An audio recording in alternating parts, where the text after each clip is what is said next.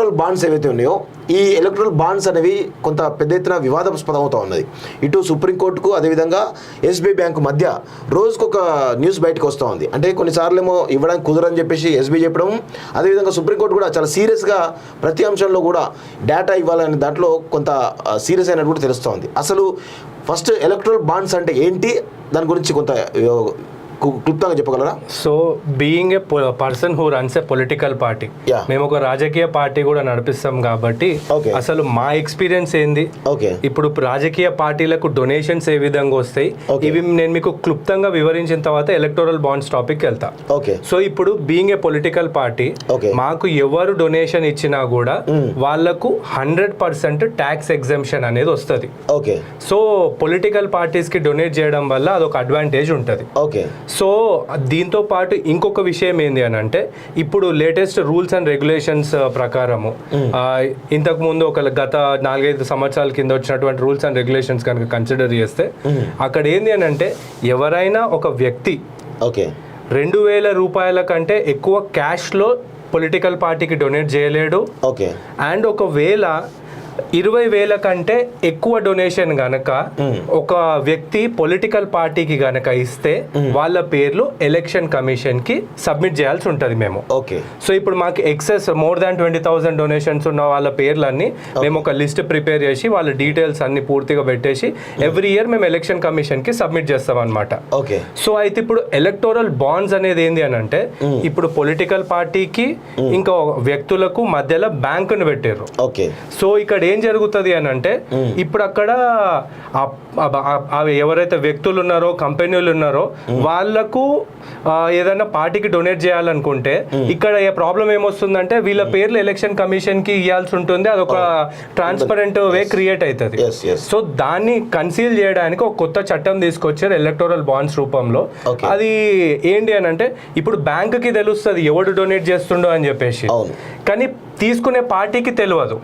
అప్పుడు ఏమైపోతుంది, తీసుకునే పార్టీ ఎలక్షన్ కమిషన్ కి డీటెయిల్స్ ఇవ్వాల్సినటువంటి అవసరం ఉండదు అన్నమాట. కనీసం ఎవరెవరు తీసుకున్నారు ఏం తీసుకుని చెప్పేసి పార్టీలో ఉన్నటువంటి ఎవరికి కూడా సమాచారం ఉండదు, ఎస్బీఐ నుంచి ఉండదు. అఫీషియల్ గానైతే ఉండదు, అన్అఫీషియల్ గానైతే ఖచ్చితంగా ఉంటుంది.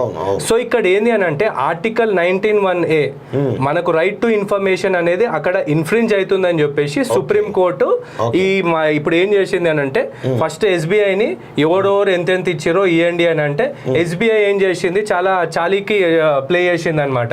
నేను జూన్ లో ఇస్తాను అని అంటే సుప్రీం కోర్టు ఒకటే చెప్పింది, అరే బాబు నేను వచ్చి నీ బ్యాంకుల లైన్ లో నిలబడ్డ తర్వాత రేపు రా లంచ్ తర్వాత రా అనేటోని అట్లా కస్టమర్ని కాదు, నేను కోర్టుని అడిగినప్పుడు అన్ని మూసుకొని ఫస్ట్ తెచ్చి అని చెప్పేసి అంటే ఇక డీటెయిల్స్ అన్ని బయటకు వచ్చి ఇస్తా ఉన్నారు. సో ఇప్పుడు ఆడ పరిస్థితి ఏంది అని అంటే, ఒకటే ఇంట్లో మనము నంబర్స్ తీసుకుందాం, దగ్గర ఇప్పుడు మీరు చూస్తే 6,900 కోట్ల worth electoral bonds BJP encash చేసుకుంది. రెండో నంబర్లో ఎవరు ఉన్నారు అని అంటే, అక్కడ తృణమూల్ కాంగ్రెస్ ఉంది. కాంగ్రెస్ కంటే ఎక్కువ. ఇప్పుడు కాంగ్రెస్ పార్టీ 3rd నంబర్ లో వచ్చింది. అండ్ బీఆర్ఎస్ పార్టీ, ఆశ్చర్యం ఏంది అని అంటే, మన స్టేట్ లో ఉన్నటువంటి బీఆర్ఎస్ పార్టీ 4th పొజిషన్ లో వచ్చింది. మళ్ళీ ఇప్పుడు మన కాంగ్రెస్ అండ్ బీఆర్ఎస్ నంబర్స్ కనుక చూసుకుంటే ఆల్మోస్ట్ 1,300 కోట్లకు దగ్గరలోనే ఉన్నాయి. సో నేషనల్ పార్టీ అయిన కాంగ్రెస్ కి 1,300 కోట్లు ఏడా, నేషనల్ పార్టీ అయిన బీజేపీకి 6,900 కోట్ల ఫండింగ్ ఏడా, స్టేట్ పార్టీ అయినటువంటి బీఆర్ఎస్ కి దగ్గర 1,300 కోట్లు అంటే ఏ లెవెల్లో మన డెమోక్రసీ నడుస్తుంది, డెమోక్రసీలో ఈ సిస్టమ్ నడుస్తుంది అర్థం చేసుకోండి. సో ఈ ఎలక్టోరల్ బాండ్స్ కంప్లీట్లీ అన్కాన్స్టిట్యూషనల్ అని చెప్పేసి సుప్రీం కోర్టు చెప్పింది. దీన్ని మేము క్లియర్ గా స్వాగతిస్తున్నాం. ఎందుకు స్వాగతిస్తున్నాము అని అంటే, ఇప్పుడు మాలాంటి పార్టీస్ ఏవైతే యంగ్ పీపుల్ ఆస్పిరేషన్స్ ని ముందుకు తీసుకెళ్లడానికి వర్క్ చేస్తున్నాయో వీటి పరిస్థితి ఏంటంటే, we should fetch at least 1% of the votes in any election. అప్పుడే మేము ఎలక్టోరల్ బాండ్స్ కి ఎలిజిబుల్ అవుతాం. అసలే మాకు డొనేషన్ ఎవడు ఇయ్యాడు, మీదికేంచి ఎలక్టోరల్ బాండ్స్ ఇవన్నీ కాంప్లికేషన్స్ అన్ని క్రియేట్ అయితే ప్రాబ్లం ఏమైతుంది అని అంటే, అక్కడ ఈక్వల్ గ్రౌండ్ ఉండాలి ప్రతి ఒక్కరికి కూడా పార్టిసిపేట్, ఈ డెమోక్రటిక్ ప్రాసెస్ లో పార్టిసిపేట్ చేయడానికి. మాకు ఆ ఈక్వల్ గ్రౌండ్ లేకుండా అయిపోయింది. సో అందుకోసమే మేము ఈ సుప్రీం కోర్ట్ డెసిషన్ ఏదైతుందో దాన్ని పూర్తిగా స్వాగతిస్తున్నాం. సో ఇప్పుడు ఆ 1% అట్లాంటి క్రైటీరియా లేదు. లేదు. ఇప్పుడు మాకు ఇచ్చేటోనికి మేము చెప్తాం, నువ్వు చక్కగా మాకు అకౌంట్ ట్రాన్స్ఫర్ అయ్యి నీకు మేము ఒక రిసీట్ ఇస్తాం, పోయి ఆడ ఇన్కమ్ ట్యాక్స్ డిపార్ట్మెంట్ లో నువ్వు ట్యాక్స్ ఎగ్జెంప్షన్ క్లెయిమ్ చేసుకో, క్లియర్ గా ఉంటది. ఇది మేము మెయింటైన్ చేస్తాము అండ్ ఎవ్రీ ఇయర్. అయితే ఇందులో మళ్ళీ పొలిటికల్ పార్టీస్ కూడా అన్ని చక్కగా ఉన్నాయంటే నీ లేవు. మధ్యలో ఇందులో RUPPs అంటారు అనమాట, రిజిస్టర్డ్ అన్రికగ్నైజ్డ్ పొలిటికల్ పార్టీస్. మాది కూడా ఒక RUPPఏ. సో పొలిటికల్ పార్టీలలో 3 రకాలు ఉంటాయి. ఒకటేమో రికగ్నైజ్డ్ పొలిటికల్ పార్టీ, అందులో 2 ఉంటాయి, state and national level recognized. ఇంకొకటి registered unrecognized political party. So మాకు ఇంకా రికగ్నిషన్ రాలేదు కాబట్టి మాది రిజిస్టర్డ్ అన్రికగ్నైజ్డ్ పొలిటికల్ పార్టీ. మా దగ్గర కూడా చాలా మంది వస్తారు, అన్న రిసీట్ ఇచ్చేసి అది చేసేస్తాం ఇది చేసేస్తాం అట్లా ఇట్లా అని చెప్పేసి. బట్ అవన్నీ పప్పులు ఏం ఉడకవు.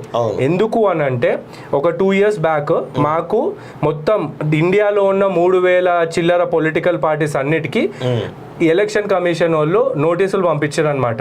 మీ ఫైనాన్షియల్స్ ఏమేమైతున్నాయో ప్రతి ఏడాది మీరు ఖచ్చితంగా CEO ఆఫీస్ లో సబ్మిట్ చేయాలి. స్టేట్ కి సంబంధించిన చీఫ్ ఎలక్టోరల్ ఆఫీసర్ ఆఫీస్ లో సబ్మిట్ చేయాలి. సబ్మిట్ చేసి వాళ్ళకు మీ ఫైనాన్షియల్స్ ఎవరెవరు ఎక్సెస్ మోర్ దాన్ 20,000 డొనేషన్స్ ఇచ్చారో డీటెయిల్స్ అన్ని అక్కడ ఇంకా ఎలక్షన్ కమిషన్ కి ఇవ్వాలి. ఇది ఎందుకు అయింది అని అంటే యూపీలో పొలిటికల్ పార్టీ లెక్క లేదు, పత్రం లేదు, అకౌంట్ లేదు, ఏం లేదు, దగ్గర 2,000 కోట్లు ట్యాక్స్ ఎగ్జెంప్షన్ క్లెయిమ్ చేసింది అనమాట. సో ఇట్లాంటి పరిస్థితి అయిన తర్వాత ఇప్పుడు మాలాంటి వాళ్ళు కూడా డొనేషన్స్ తీసుకోవాలి అని అంటే ఎట్లా పడితే అట్లా తీసుకోనికే లేదు.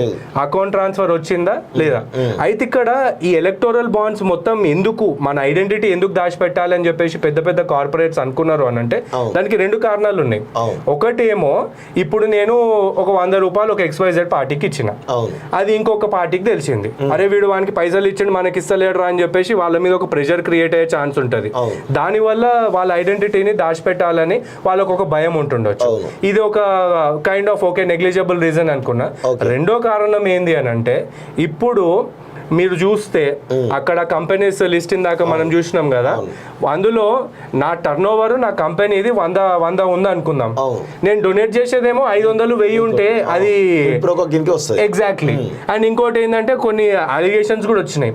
ఒక పెద్ద కంపెనీకి 14,000 కోట్ల ప్రాజెక్ట్ శాంక్షన్ అయ్యే ఆట క్రమంలో 140 కోట్లు ఇటు పొలిటికల్ పార్టీకి ఎలక్టోరల్ బాండ్ రూపంలో డొనేషన్ వెళ్ళింది అని చెప్పేసి.